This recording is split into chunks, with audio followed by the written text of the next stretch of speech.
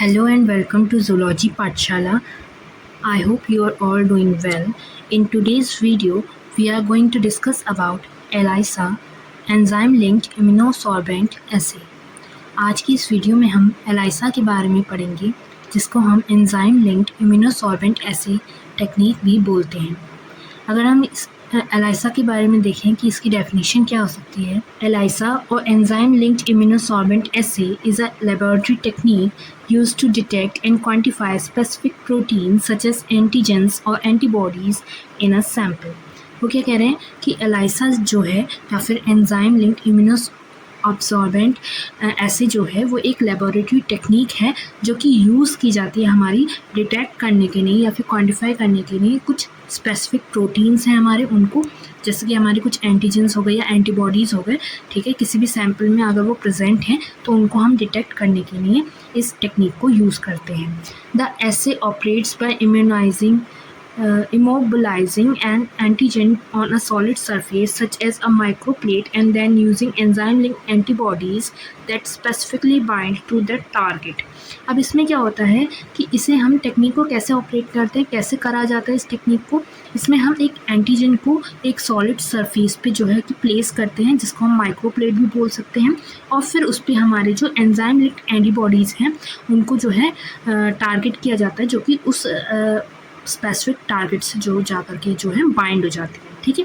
After a series of washing and detection steps the presence of the target is measured through a colour change और other signal generated by the enzyme substrate reaction allowing for precise quantification. अब क्या होता है कि जब हम एक बार इसको मतलब वॉशिंग की प्रैक्टिस करते हैं, फिर इसमें हमारी जो बार बार वॉशिंग के बाद में अगर उस सबस्ट्रेट में हमारा कोई भी चेंज आता है तो उसमें हमें क्या सिग्नल मिलता है कि उसमें जो हम टारगेट ढूंढ रहे थे या जो हम स्पेसिफिक प्रोटीन जो हम ढूंढ रहे थे वो उसमें प्रेजेंट है, ठीक है, या फिर उसमें कलर चेंज हो गया या फिर कोई और सिग्नल ऐसा जो है वहाँ पे रिएक्शन के तौर पे जो है हमें दिख जाएगा, जिससे कि हम पता लगा पाएंगे कि वो चीज़ उसमें प्रोटीन जो है उसमें प्रेजेंट है या नहीं है। ELISA is widely used in clinical diagnostic research in various fields such as immunology and food safety। ELISA जो है आज के दिनों में जो है बहुत ज़्यादा मात्रा में जो है हमारा यूज़ किया जाता है क्लिनिकल डायग्नोस्टिक्स में, ठीक है, या फिर रिसर्च वगैरह में हमारे, या फिर जो हमारी इम्यूनोलॉजी है या फूड सेफ्टी की जो हमारी फील्ड्स हैं उसमें भी हमारे वेरियस मतलब तौर पे इसको जो है यूज़ किया जा रहा है। अगर हम इसके प्रिंसिपल के बारे में देखें कि एलाइसा किस प्रिंसिपल पे वर्क करता है। ELISA is based on the specific binding interaction between antigen and antibody. ये जो है हमारा जो एंटीजन और एंटीबॉडी का इंटरेक्शन होता है, बाइंडिंग जो होती है, उसके बेसिस पे ये जो है हमारा एलाइसा टेक्निक जो है पूरी बेस्ड है, ठीक है। The detection system employees an enzyme that catalyse a calorimeter और chemiluminescent reaction indicating the presence of the target molecule.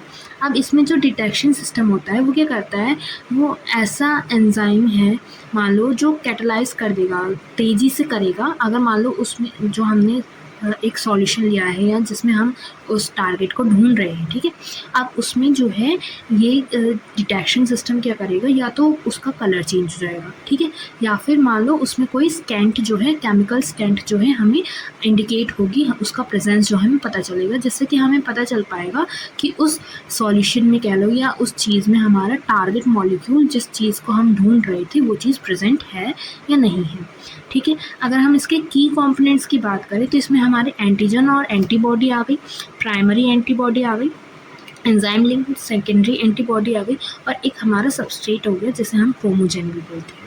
Antigen और एंटीबॉडी क्या है, ये हमारे सॉलिड सरफेस पे जो चीज़ हम जिसमें हमें वो टारगेट ढूंढना है वो हमारी है, ठीक है। तो इसको हम जो है माइक्रोप्लेट पे जो है हम इसको जो है इमोबिलाइज करते हैं या फिर रख देते हैं, ठीक है।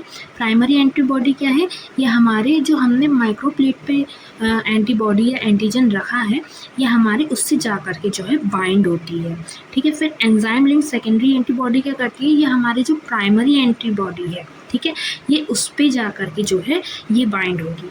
अब सबस्ट्रेट क्या करेगा, कि ये जो रिएक्शन है ये हमारा प्राइमरी एंटीबॉडीज़ के कांटेक्ट में आएगा, और अगर इसने कांटेक्ट में आकर के इसमें कोई सिग्नल आया, मतलब कि कलर चेंज हुआ या कोई स्कैन हमें मिली, ठीक है, तो इसका मतलब क्या होगा कि उस जो हमने एंटीजन या एंटीबॉडी रखी थी माइक्रोप्लेट पे, उस पे वहाँ पे हमारा वो टारगेट मॉलिक्यूल जो है वो प्रेजेंट है, ठीक है। अब ये जो सेकेंडरी एंटीबॉडी होती है ये हमारे प्राइमरी एंटीबॉडी में सब टाइप के एलाइसिस में जो है कि बाइंड हो जाती है, लेकिन हमारे डायरेक्ट एलाइसा में ऐसा नहीं होता। अब ये डायरेक्ट एलाइसा और इनडायरेक्ट एलाइसा वगैरह क्या होते हैं ये हम पढ़ते हैं। Types of ELISA. एलाइसा के अगर हम टाइप्स के बारे में बात करें तो सबसे पहले हमारा आ गया डायरेक्ट एलाइसा, सेकेंड हो गया इनडायरेक्ट एलाइसा, थर्ड हो गया सैंडविच एलाइसा, और फोर्थ हो गया हमारा कॉम्पिटिटिव एलाइसा। अब ये क्या क्या होते हैं? डायरेक्ट एलाइसा में जो होता है एंटीजन इम्मोबिलाइज्ड होता है, मतलब कि हम जो माइक्रोप्लेट पे जो पार्टिकल रख रहे हैं वो हमारा एक एंटीजन होगा, ठीक है। इसमें जो एंजाइम लेबल प्राइमरी एंटीबॉडी होगी वो डायरेक्टली जा करके हमारे एंटीजन से बाइंड होगी, जैसे कि आपको इस डायग्राम में देखने के लिए मिल रहा होगा। ये हमारा एंटीजन माइक्रोप्लेट पे रखा गया और ये हमारी प्राइमरी बॉडी है, इसमें हमें ये जा करके हमारे एंटीजन से अटैच हो गई, ठीक है। अब ये क्या है, सिंपल होता है but less sensitive due to lack of signal amplification. अब ये एक सिंपल टेक्निक है, लेकिन इसका जो रिज़ल्ट कह लो या मान लो जो एम्पलीफिकेशन होता है कि वो टारगेट प्रेजेंट है या नहीं है, उसमें थोड़ा सिग्नल में जो है प्रॉब्लम जो है आती है, लेस सेंसिटिव होता है, ठीक है। अगर हम इनडायरेक्ट एलाइसा की बात करें तो इसमें भी हमारा एंटीजन जो है वो माइक्रोप्लेट पे रखा जाएगा, ठीक है, पहले फिर उसमें हम प्राइमरी बॉडी को अटैच कराएंगे, बाइंड कराएंगे, फिर उसमें हमारी एक एंजाइम लेबल सेकेंडरी एंटीबॉडी जो है जा करके हमारी प्राइमरी एंटीबॉडी से अटैच होगी, और इसमें जो है हमारा फिर सबस्ट्रेट जो है कलर जो है चेंज करके हमें मतलब कि दिखाएगा। तो ये क्या है, ये higher sensitivity due to amplification, क्योंकि इसमें हमारा जो टारगेट है वो हमें नज़र आ रहा है कलर चेंज या स्कैन के फॉर्म में, तो इसमें हमारा ये मतलब कि ज़्यादा अच्छे से वर्क कर पाता है। अगर हम सैंडविच एलाइसा की बात करें तो इसमें हमारी जो कैप्चर्ड एंटीबॉडी है उसको हम माइक्रोप्लेट पे मतलब कि रखते हैं, ठीक है। अब इसमें क्या होता है, जो हमारा एंटीजन होता है वो जा करके हमारे कैप्चर्ड एंटीबॉडी से जा करके बाइंड होता है। अब इसमें जो डिटेक्शन एंटीबॉडी होती है वो हमारे एंटीजन से जा करके बाइंड हो जाएगी, ठीक है। मतलब कि पहले हमारी कैप्चर एंटीबॉडी, फिर उससे हमारी एंटीजन जा कर के बाइंड हुआ, फिर हमारी एक और डिटेक्शन एंटीबॉडी जा कर के उस एंटीजन से बाइंड हो गई, ठीक है। अब ये डायग्राम में आप देख सकते हैं, यह हमारा कैप्चर्ड एंटीबॉडी है, यह हमारी एंटीजन है, और यह हमारा डिटेक्शन एंटीबॉडी कह लीजिए, ठीक है।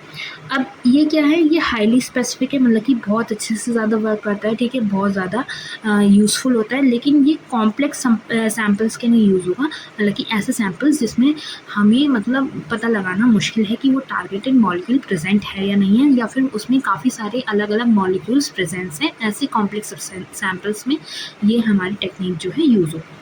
अगर हम कॉम्पिटिटिव एलाइसा की बात करें, sample antigen competes with a label antigen for antibody binding. अब इसमें क्या होगा, दो एंटीजन्स होंगे, एक होगा सैम्पल एंटीजन और एक होगा लेबल्ड एंटीजन, वो हमारे एंटीबॉडी से बाइंड होने के लिए आपस में कम्पीट करेंगे, ठीक है। Inverse relationship between antigen concentration and signal intensity, इसमें जो हमारा रिलेशनशिप चलेगा, ठीक है, कि एंटीजन की कॉन्सेंट्रेशन कितनी है या फिर सिग्नल की इंटेंसिटी कैसी है, ज़्यादा कलर आ रहा है, लाइट कलर आ रहा है, वो इन्वर्स रिलेशनशिप होगा, ठीक है। ये हमारे ऑल जो स्मॉल टाइप के एंटीजन्स होते हैं जिसमें हमारे सिंगल एपिटोप्स होते हैं उसके लिए सूटेबल रहती है ये वाली टेक्निक हमारी, ठीक है। अगर इसका आप डायग्राम देखना चाहें तो कुछ इस टाइप का हमारा जो है डायग्राम रहता है। आई होप आपको ये चारों टाइप के एलाइसाइस जो हैं एलाइसा जो है समझ में आए होंगे। अगर हम इसके एप्लीकेशन देखने की एलाइसा का एप्लीकेशन कहाँ कहाँ पे है, तो इसमें diagnosis of infectious diseases, for example HIV, hepatitis, मतलब इन्फेक्शियस डिसीजेस के डिटेक्शन के लिए, डायग्नोसिस के लिए भी यूज़ होती हैं। Detection of hormones, for example HCG in pregnancy test, जो हमारा प्रेगनेंसी टेस्ट होता है, HCG हार्मोन का जो पता लगाया जाता है, ठीक है, जिससे हमारे पॉजिटिव प्रेगनेंसी है या नहीं है इसका पता चलता है, उस हार्मोन का भी डिटेक्शन हम एलाइसा के द्वारा करा सकते हैं। Quantification presentation of cytokinins and growth factors, जो हमारा ग्रोथ फैक्टर्स हैं या साइटोकाइन्स हैं वो हमारे प्रेजेंस हैं या नहीं हैं, उनके क्वांटिफिकेशन का भी हम इस टेक्निक से पता लगा सकते हैं। Monitoring immune responses in research and vaccine trials, अब अगर हम किसी पर्सन पे कह लो या किसी ऑर्गेनिज्म पे हम कोई न्यू वैक्सीन का ट्रायल कर रहे हैं तो उसमें कैसे टाइप के इम्यून रिस्पॉन्सेज होंगे उसका भी पता हम एलाइसा की टेक्निक से लगा सकते हैं। अगर हम इसके एडवांटेजेस के बारे में बात करें, ये टेक्निक हाईली सेंसिटिव होती है और स्पेसिफिसिटी रखती है, मतलब कि इसमें आपको स्पेसिफिकली जो टारगेट आपको चाहिए उसका पता लग जाएगा और आपका सेंसिटिविटी जो होगी, मतलब कि जो उस सिग्नल की इंटेंसिटी जो होगी वो अच्छी मात्रा में होगी जिससे कि आप आराम से उसको डिटेक्ट कर पाएंगे। क्वांटिटेटिव एंड क्वालिटेटिव एनालिसिस, इसमें हम आराम से जो है गुणात्मक कह लीजिए या फिर हम क्वालिटी और क्वांटिटी के बेस पे भी एनालिसिस उनका कर सकते हैं टारगेटेड मॉलिक्यूल्स का, और ये कॉस्ट एफिशिएंट भी होती है और स्केलेबल भी होती है, मतलब कि हमें मतलब कह लीजिए कम मात्रा में कह लो या कम पैसों में हमें ये टेक्निक जो है कर सकते हैं। अगर हम इसके लिमिटेशंस की बात करें तो इसमें क्रॉस रिएक्टिविटी होने की पॉसिबिलिटी रहती है, एंटीजन एंटीबॉडी में क्रॉस रिएक्टिविटी हो सकती है। इसमें मल्टीपल वॉशिंग स्टेप्स की ज़रूरत पड़ती है जिससे कि हमारे जो एंटीजन है या एंटीबॉडी है वो अच्छे से क्लियर आउट हो जाए, उसमें कोई भी आधा सबस्ट्रेट ना रहे। ठीक है, एंजाइम एक्टिविटी है जो हमारे टेम्परेचर या फिर पीएच कैसा है उस पर भी डिपेंड करती है, तो ये उसके इन्फ्लुएंस में भी मतलब बिगड़ सकता है, एक तरह से कह लीजिए ये अफेक्ट हो सकती है। ठीक है, अगर हम इस पूरे टॉपिक का कंक्लूजन देखें कि एलाइसा क्या था या हमने क्या क्या पढ़ा, तो ELISA enzyme linked immunosorbent assay stands as a vital pillar in the fields of immunology, diagnostic and molecular biology. अभी हमने पढ़ा कि ये हमारा एक मान लीजिए बहुत इंपॉर्टेंट पिलर की तरह वर्क कर रहा है क्योंकि ये हमारे डिसीज़ डिटेक्शन में मदद कर रहा है। ठीक है, हमारा कोई प्रेगनेंसी टेस्ट वगैरह में एचसीजी हार्मोन वगैरह में भी ये यूज़ हो रहा है और ये कॉस्ट एफिशिएंट भी है। ठीक है, तो ये एक इम्पॉर्टेंट पिलर की तरह हमारा वर्क करता है इम्यूनोलॉजी, डायग्नोस्टिक और मॉलिक्यूलर बायोलॉजी फील्ड्स में। Its remarkable versatility allows researchers to adapt the method for a variety of applications, while its precision ensure reliable and reproducible results. अब इसमें क्या है, जो इसकी वर्सैलिटी है कि 4 टाइप के अलग अलग डिफरेंट मेथड्स हमने लगा रखे हैं कि हम कॉम्प्लेक्स सैम्पल्स के लिए कैसे यूज़ कर सकते हैं, सिंपल सैम्पल्स के लिए कैसे यूज़ कर सकते हैं। तो उससे क्या है, रिसर्चर्स को जो है कि एक मतलब वैरायटी मिल जाती है कि हम कौन सी टेक्निक को यूज़ करके या फिर किस हिसाब से किस टारगेट का कैसे पता लगा सकते हैं, या फिर हम ये जिस टाइप का रिज़ल्ट चाहिए तो उसके लिए कौन सा टाइप का एलाइसा टेक्निक जो है हमारा रिलायबल रहेगा या फिर प्रिसीजन जो है हमें रिज़ल्ट जो है प्रोड्यूस करके देगा। Additionally the straight forward nature of the technique makes it accessible for both seasoned scientists and those new to the field. Achieving proficiency in ELISA is not just beneficial, it is essential for advanced research and improving clinical practices. अब क्या कहना है कि अब ये technique का जो मतलब इतना स्ट्रेट फॉरवर्ड नेचर है कि मान लीजिए कलर चेंज वगैरह से ही नॉर्मली हमको ये चीज़ें पता चल जाती है कि उसमें हमारा टारगेट मॉलिक्यूल है या नहीं है, और ये टेक्निक जो है करने में इतनी सिंपल है। तो हमारे जो ऐसे साइंटिस्ट हैं जो सीजन्ड हैं, मतलब कि काफ़ी समय से हैं, या मान लो कि जो न्यू भी हैं इस फील्ड में, वो भी इस टेक्निक को अच्छे से जो है आराम से जो है अपना सकते हैं अपनी रिसर्चेस में। ठीक है, और अगर जो हमारी एलाइसा में जो प्रोफिशिएंसी है, मतलब कि एक तरह से मान लीजिए अगर कोई प्रोफेशनलिज्म हमारा एलाइसा में पा लेता है कि वो बहुत अच्छे से इस टेक्निक को करना जानता है, तो फिर वो हमारे लिए और ज़्यादा बेनिफिशियल हो जाता है, क्योंकि ये हमारे क्लिनिकल प्रैक्टिसेस को कह लीजिए या फिर रिसर्चेस को हमारे इम्प्रूव करने में या एडवांस करने में हमारी मदद करता है। ठीक है, तो यही था हमारा आज का topic ELISA enzyme linked immunosorbent essay. I hope आपको ये टॉपिक समझ में आया होगा और आपको ये वीडियो अच्छी लगी होगी। अगर आपको ये वीडियो अच्छी लगी तो मेरे चैनल को सब्सक्राइब करना ना भूलिएगा और इस वीडियो पे लाइक कमेंट ज़रूर करिएगा। और ऐसे ही किसी भी टॉपिक पे अगर आपको नोट्स चाहिए बीएससी एमएससी लेवल या फिर 9 से लेकर अपने 12th के बायोलॉजी के, तो आप मुझे कमेंट करके बता सकते हैं। तब तक के लिए स्टे ट्यून्ड, बाय बाय।